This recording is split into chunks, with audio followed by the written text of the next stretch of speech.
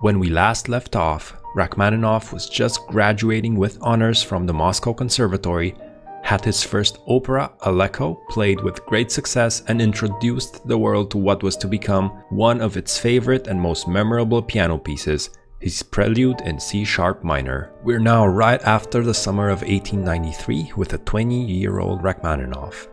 The summer turned out to be very productive, him working on enough pieces even to satisfy the super productive Tchaikovsky. He now had more than enough songs to complete Opus No. 4, including dedications to his cousin Natalia Satina, a sacred concert, O Mother of God perpetually playing for mixed choir, a fantasy for two pianos, dedicated to Tchaikovsky, two pieces for violin and piano, Opus No. 6 dedicated to Julius Konus, and The Crag, Opus No. 7, a fantasy for orchestra. Tchaikovsky just then finished the Pathetique, work which proved to be his last symphony, as we'll soon see. On September the 30th, Tchaikovsky and Rachmaninoff lost a friend in the death of Zverev, and both participated in the memorial ceremonies for him. Tchaikovsky paid a hurried visit to Moscow to run through his new symphony with the students of the orchestra class of the conservatory, just to make sure it was finished to his satisfaction before its first public performance in St. Petersburg. Rachmaninoff had accepted an invitation to conduct two performances of Aleko in Kiev, and Tchaikovsky waved a bantering farewell.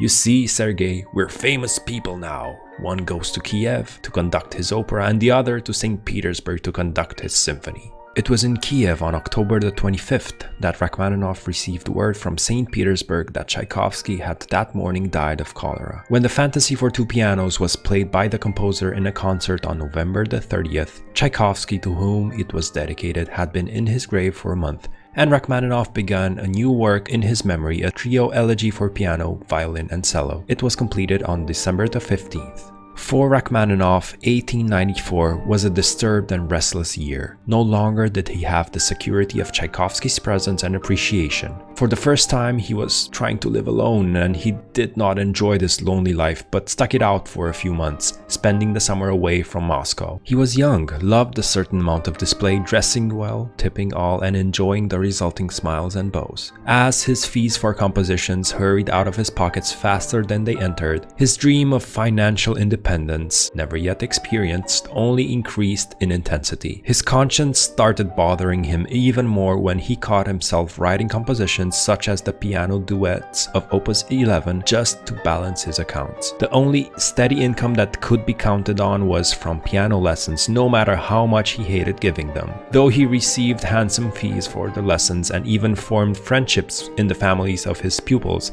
he felt a repulsion from teaching and did everything possible to avoid it. He would arrive late or not at all, or he would try to put off the lessons to another day. It is true that he was a poor teacher. Merely to glance at him during a lesson was enough to destroy the pupil's last desire to become a pianist. When friends reproached him for his negative attitude to his pupils, he would sigh and say that it was simply too boring to sit and listen to people picking at the piano rather than playing it himself. On September the 3rd, Rachmaninoff writes to Slonov, "I have nothing to live on, and I cannot live counting every kopeck, considering and calculating every kopeck. Something extraordinary will have to be invented." And two things were invented to bring in some money. He found a regular job as music teacher at the Mariinsky School for Girls, and this was eventually followed by the post of music teacher and music director at Yekaterinsky and Yelizavetinsky Institutes. Classes of girls were less wearing than individual pupils. The principals of these institutes treated Rachmaninoff with the greatest consideration, and as time went on, they did everything within the rules to shorten the torturous hours of Rachmaninoff's actual lessons. Another financial help was in the form of receiving new housing from Sofia Satina, who invited him to move in with their family, which changed residence to a very large house.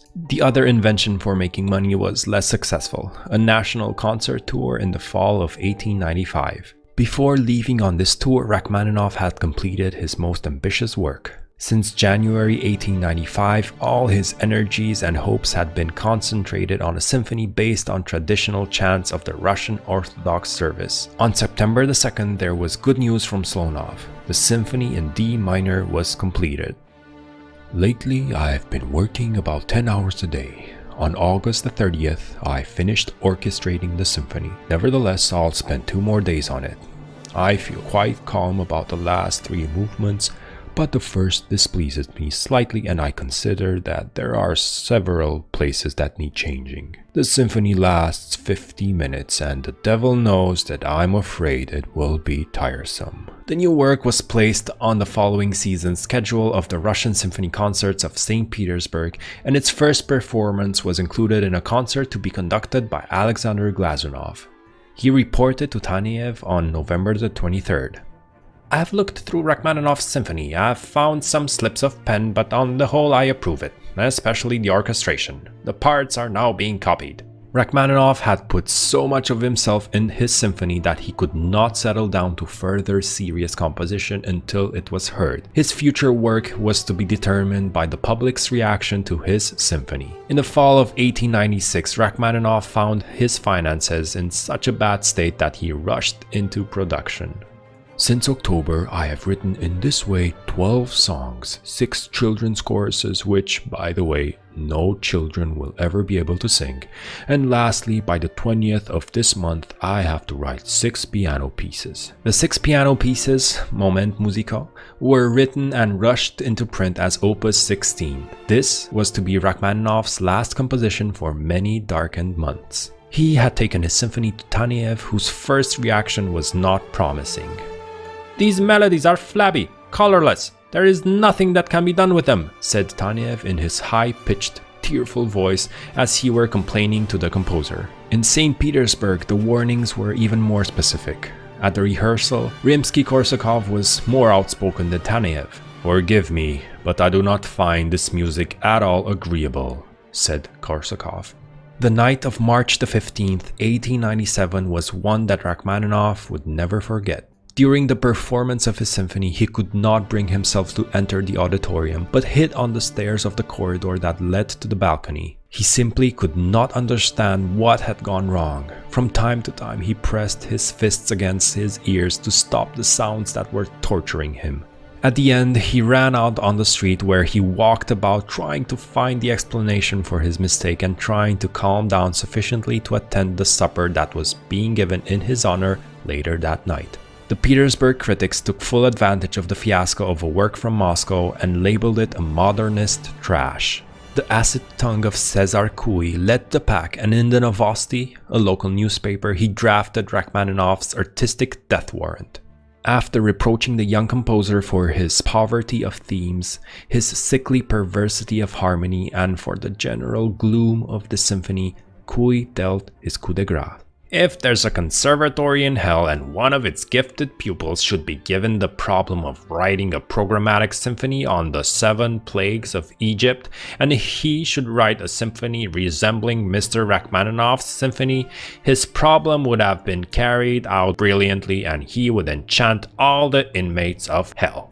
Deep in his vitriol was something as close to a compliment as Cui could ever come. Mr. Rachmaninoff does avoid banality, and he probably feels strongly and deeply and tries to express these feelings in new forms.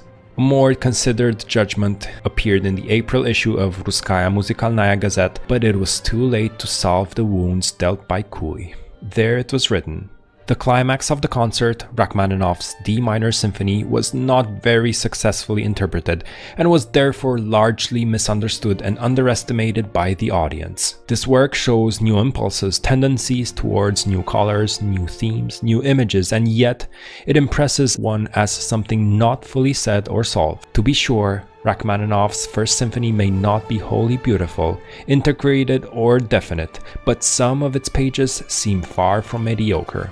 The first movement, and especially the furious finale with the concluding largo, contain much beauty, novelty, and even inspiration. Rachmaninoff's symphony is the product of a composer who has not yet fully found himself, and at this point, he could become either a musical crackpot or a Brahms." Rachmaninoff's first escape from the catastrophe of his symphony was in the direction of his grandmother Butakova.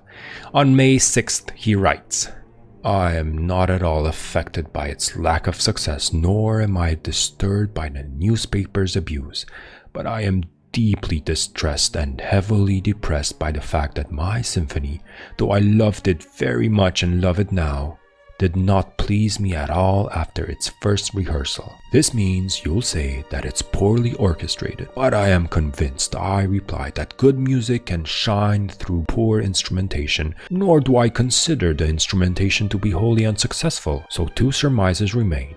Either, like some composers, I am unduly partial to this composition, or this composition was poorly performed. And this is what really happened. I'm amazed how can a man with the height talent of Glazunov conduct so badly. He feels nothing when he conducts, as if he understands nothing. If the public were familiar with the symphony, they would blame the conductor, I continue to assume. But when a composition is both unknown and badly performed, the public is inclined to blame the composer. As you see, at present, I'm inclined to blame the performance.